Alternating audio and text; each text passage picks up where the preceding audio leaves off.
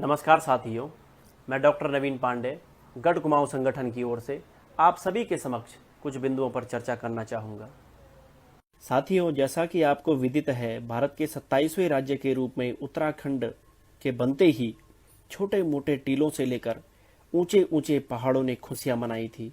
वो चौक, वो चौराहे जहां सन्नाटों ने जगह बना ली थी, जहां कुछ थकी हुई हड्डियों के ढांचे झूरीदार खाल ओढ़कर पलायन के राक्षस को लेकर के चिंता में थी, वहां भी 9 नवंबर 2000 को मिठाइयां बांटी जा रही थी। पहाड़ के कानों में देहरादून से आवाजें आ रही थी, अब पलायन के राक्षस को मार दिया जाएगा, रोजगार का देवता प्रकट होगा, पहाड़ की बोली, पहाड़ की भाषाएं, पहाड़ की संस्कृति लुप्त नहीं होंगी। इन आवाजों को सुनकर पहाड़ी उम्मीदों की नाव पर सवार हो गया।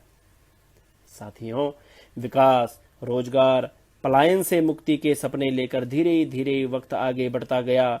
बीता हुआ वक्त हर पहाड़ी के लिए और देहरादून में सत्ता की कुर्सी पर बैठे हर राजनीतिक पार्टी के लिए एक परीक्षा की तरह था, जिसका रिपोर्ट कार्ड आने वाले वक्त ने पेश करना था। पहाड़ी लोगों के सामने सवाल था कि क्या वो अपनी बोली, अपनी भाषा, अपनी संस्कृति अपने आने वाले पीढ़ियों तक पहुंचा पाएंगे।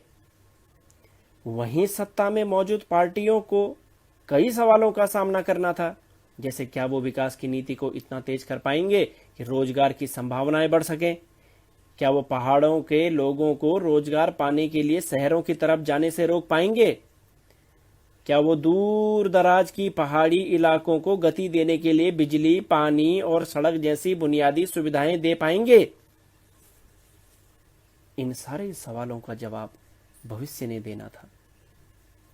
वक्त बदलता गया और बदलते वक्त ने अतीत के सपनों और उम्मीदों की हकीकत का आईना दिखाया। वर्तमान ने अतीत को साफ साफ दर्शा दिया कि जिन सपनों को लेकर के उत्तराखंड का जन्म हुआ था, वो अभी पूरे नहीं हो पाए हैं। साथियों, जनगणना 2011 के आंकड़ों ने कई दावों की पोल खोली। इन आंकड़ों के अनुसार उत्तराखंड राज्य के 17,000 गांवों में से 1,000 गांव खाली हो चुके हैं और लगभग 400 गांव में 10 से भी कम लोग रह रहे हैं। ये तो 2011 के आंकड़े हैं। ऐसा नहीं है कि इन आंकड़ों को पढ़कर सत्तासीन लोगों की नींद उड़ गई हो और उन्होंने आपात स्तर पर पलायन को रोकने का प्रयास शुरू कर दिया हो। 2011 के बाद भी कई ऐसी खबरें आई जिन्होंने पहाड़ की दुर्दशा की कहानी बयान की और कुछ ऐसे दृश्य आए देखने में मिले हमें कि जो राज्य में फैली अव्यवस्था की कहानी को बयां कर देते हैं। जैसे कि पहाड़ के दूर दराज इलाकों में आज भी बिजली के खंभे हैं, पानी के पाइपलाइन हैं और सड़कें तो दिखती हैं, लेकिन हाथी के दांत जो दिखाने के कुछ और खाने के कुछ और होते हैं। वो विकास का झुंझुनू जो हर राजनीतिक पार्टी चुनावों के दौरान बजाती रही है, उसकी आवाज उत्तराखंड के मैदानी इलाकों से आगे नहीं बढ़ पाती। ऊपर से कुछ राजनीतिज्ञों ने बहाने दिए हैं कि पहाड़ों तक सुविधा पहुंचाना बहुत मुश्किल काम है। उनकी इस बात को सुनकर उत्तराखंड के पड़ोसी पहाड़ी राज्य हिमाचल प्रदेश के पहाड़ों ने जोर से ठहाके लगाए। साथियों, 9 नवंबर 2000 के बाद एक नए नाम के साथ उत्तराखंड का जन्म तो अवश्य हुआ, लेकिन जन्म के साथ जो भविष्य के सपने देखे गए थे वो हकीकत की दहलीज तक नहीं पहुंच पाए। आज भी उत्तराखंड में पलायन जारी है और इसके साथ ही पहाड़ी संस्कृति पर भी खतरा मंडरा रहा है। साथियों, यूनेस्को की एक रिपोर्ट के अनुसार गढ़वाली और कुमाऊं बोलियां आने वाले कुछ दशकों में बोलचाल की बोलियां नहीं रह जाएंगी। इसका सबूत यह है कि वो अपनी बोली, अपनी भाषाएं जो पहाड़ की आत्मा है, युवा पीढ़ी के मुंह से निकलना अब बंद हो गई है।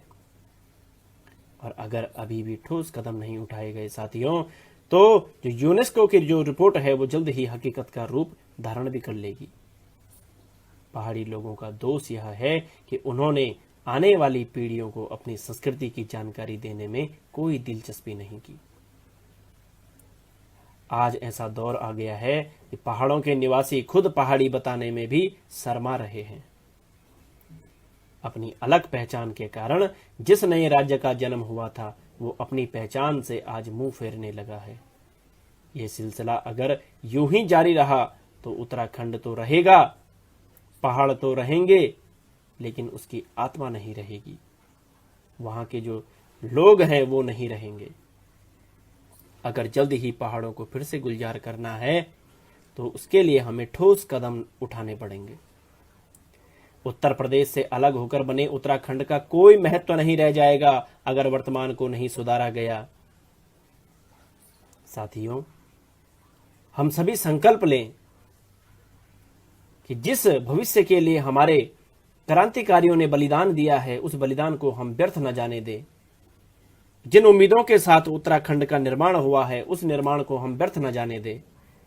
साथियों, अभी भी वक्त है हमारे पास।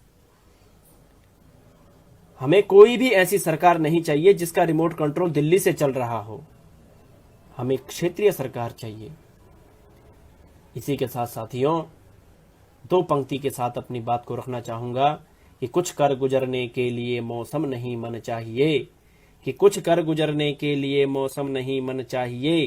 साधन तो सब जुट जाते हैं, संकल्प का धन चाहिए। साधन तो सब जुट जाते हैं, संकल्प का धन चाहिए। आइए साथियों, गढ़ कुमाऊं संगठन के साथ जुड़िए और अपने उत्तराखंड की खोई हुई अस्मिता को फिर से जगाने का प्रयास करें। धन्यवाद।